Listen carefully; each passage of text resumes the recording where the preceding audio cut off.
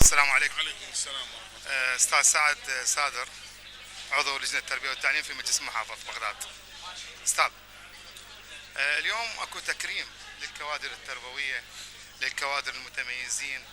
نعم، بسم الله الرحمن الرحيم. تحية طيبة. واقعا في البداية نحيي كل القائمين على هذا التكريم، ونحيي كل الذين سعوا وعملوا في سبيل تكريم المعلم هذا الإنسان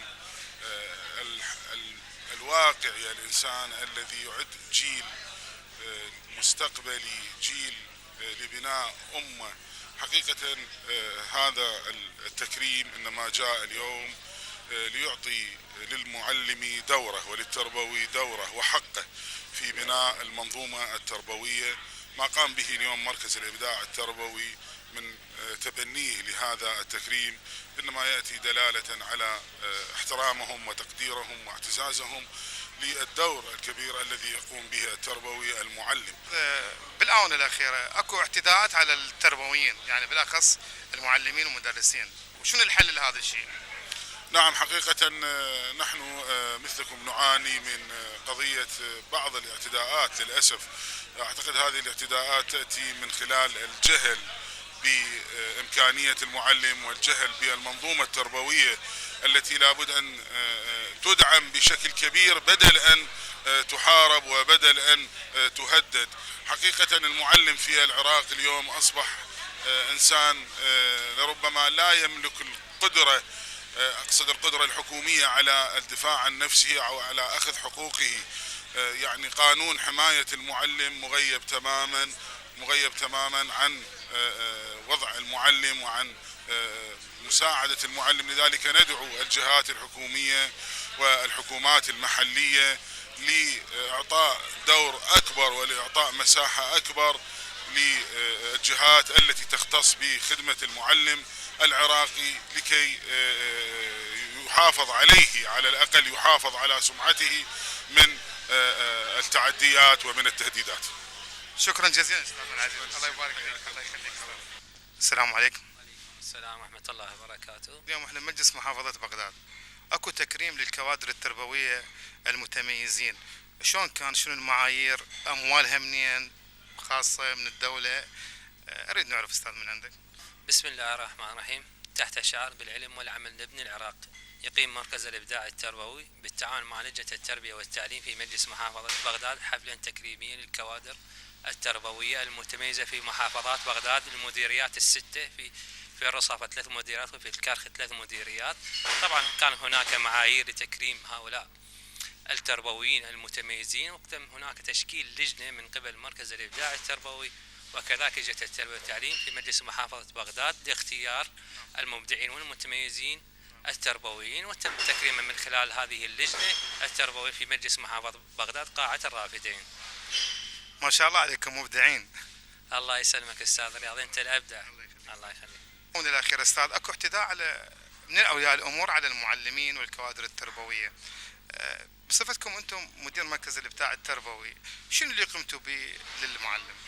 طبعا نستنكر وبالشده هذه الاعتداءات على الكوادر التربويه، لان هم اساس المجتمع. كمركز الابداع التربوي قام بتنسيق مع الاجهزه الامنيه الموجوده في الرصافه، وفي بالذات الجيش العراقي لانه هو اكثر قوه موجوده في جانب الرصافه، بان هناك قوه ان شاء الله مشكله من هذه الجيش ومن الشرطه العراقيه. اي احتداء او تجاوز على اولياء او على المعلمين او كوادر الموجوده في المدارس سوف تكون هناك قوه مجهزه برد قوي جدا على كل من يحتدي على هذه الكوادر المتميزه وهذه الكوادر الموجوده في المدارس. السلام عليكم. عليكم السلام، اهلا وسهلا. ستنا العزيز، احنا اليوم مجلس محافظة بغداد لتكريم الكوادر التربوية. طبعا قاموا بمجهود كبير جدا بصفتهم كجهة تكرم المعلم، تقدس المعلم، مو بس المعلم، اي تربوي موجود الان بالمديريات كمدير اشراف. واحنا كلجنة التربية والتعليم طبعا المفروض هذا واجبنا، برصد الحالات الإيجابية وكذلك الحالات السلبية، فجهودهم مبارك على العمل قاموا به الآن بتكريمهم النخب والقادات التربويين، واحنا شاكرين لهم وداعمين لهم بكل نشاط. لأن هم مبدعين أكيد. طبعا إن شاء الله أعلى المراتب ومن نجاح إلى نجاح والمزيد من التألق إن شاء الله. اكو اعتداءات على الكوادر التربويه، يعني اكو فد حلول قامت لجنه التربيه في المعهد مجلس النواب، لجنه التربيه في مجلس محافظه، المؤسسات، المراكز مثل مركز الابداع التربوي، شو اللي يقدموه مثلا، او اكو فد حل يكون لهذا الاعتداء من اولياء الامور على المعلم؟ نعم، باعتبارنا كلجنة التربية والتعليم احنا كنا اعضاء، كل واحد يعني يشتغل من بجهوده الخاصة وبحكم ارتباطاته، يعني أنا كمرتبطة بين نقابة المعلمين ومجلس محافظة بغداد قمنا بورشات عمل من خلال نقابة معلمين الرصافة من أجل تفعيل قانون حماية المعلم بالتعاون مع الأستاذ النائب رياض غالي الساعدي نائب لجنة التربية والتعليم البرلمانية. نعم، ووصلنا لمراحل متقدمة إن شاء الله، وإن شاء الله كنا يعني أمل أنه يوافقون على إقرار قانون حماية المعلم أو نوصل إلى مرحلة أنه إصدار القرار. نعم إن شاء الله جهود الطيبين. ست احنا اليوم بمجلس محافظة بغداد تكريم المعلمين المتميزين أو الكوادر التربوية، شنو المعايير؟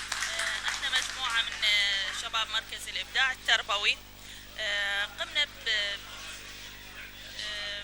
بإمكانياتنا بجمع مبالغ بيناتنا من أجل تكريم مجموعة من المتفوقين سواء من المعلمين أو المدرسين أو المشرفين، ليكون لهم حافز للمستقبل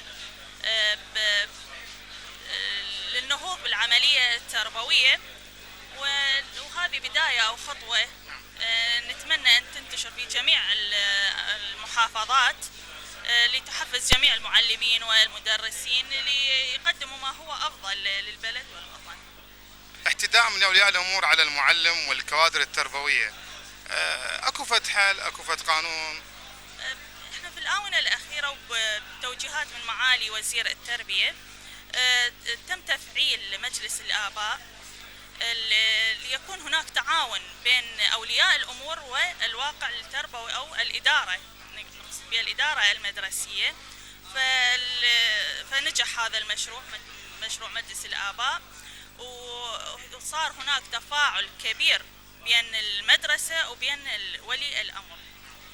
فلاحظنا يعني وكثير من المدارس تحسن أداء الطلبة بسبب تواصل أولياء أمورهم، إضافة إلى بعض المعاناة المشاكل أيضا هم قلت بسبب هذا التواصل. وإحنا نتمنى الأكثر يعني يكون مجالس الآباء تتفعل، المشاكل تطرح مجلس الآباء، إن شاء الله الأكثر هم يقدم.